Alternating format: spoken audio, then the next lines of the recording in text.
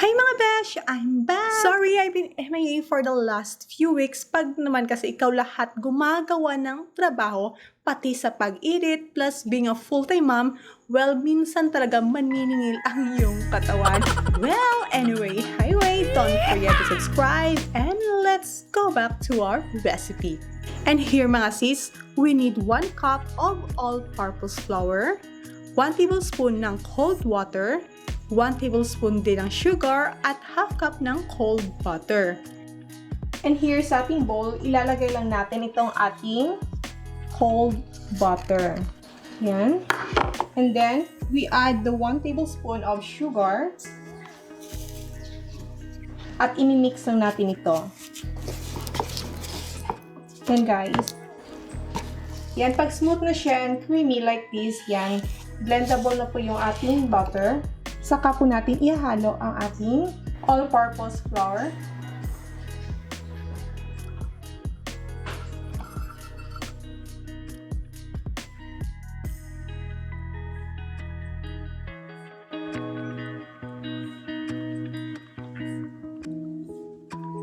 Saka ilagay na natin ang cold water. Konti lang muna, huwag ilahat at yan, atin na itong kakamayin.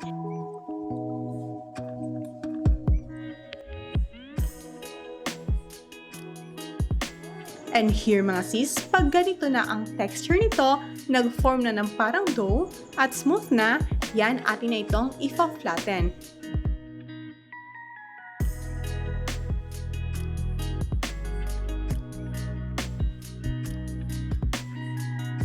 At dito sa ating working surface, spread muna tayo ng flour all over para didikit-dikit ang ating pie. At yan mga sis, flatten lang natin ito, magsimula lang tayo sa gitna, papuntang gilid. Gawin ko lang itong sobrang nipis, depende sa size ng molder na yung gagamitin. And using this roller, i-fold lang natin ito para madaling ilagay sa ating pie molder. So ganito lang kadali, then dahan-dahan natin ilagay sa ating molder. Nga pala, I'm using 10 diameter size.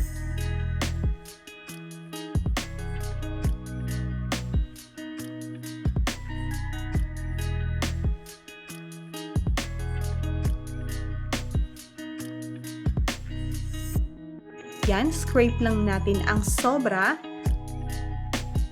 At yan mga sis, we're done with the crust at set aside muna natin ito while we make our cream cheese fillings. At ito, gagamit lang ako ng 110 grams ng cream cheese. Naka-room temperature na ito, kaya very smooth at blendable like this. Then, lagyan na natin ng 250 ml ng all-purpose cream.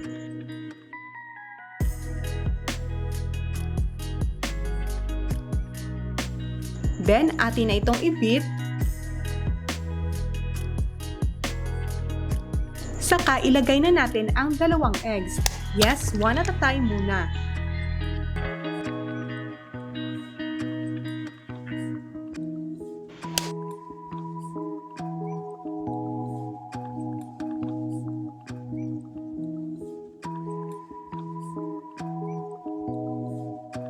Then, ilagay na natin ang 1/3 cup ng white sugar.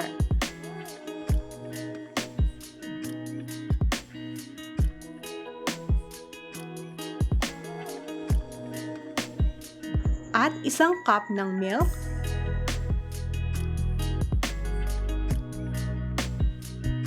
At isunod na natin ang 1 teaspoon ng cake flour.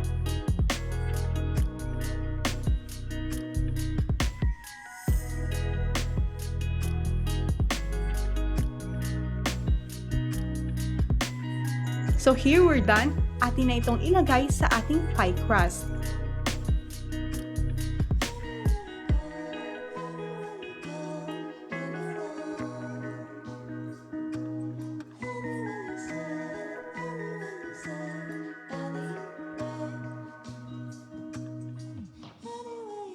Fold in lang natin ang gilid dito at mas madali kung gamitan pala natin ng tinidor. At yan, tatanggalin lang natin ang mga excess bubbles.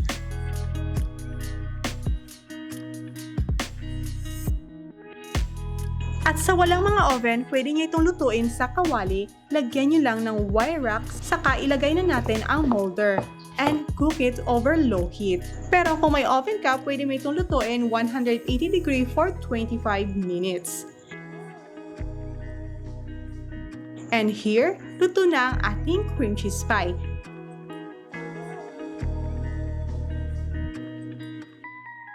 Cut lang natin ito and let's have our taste test later.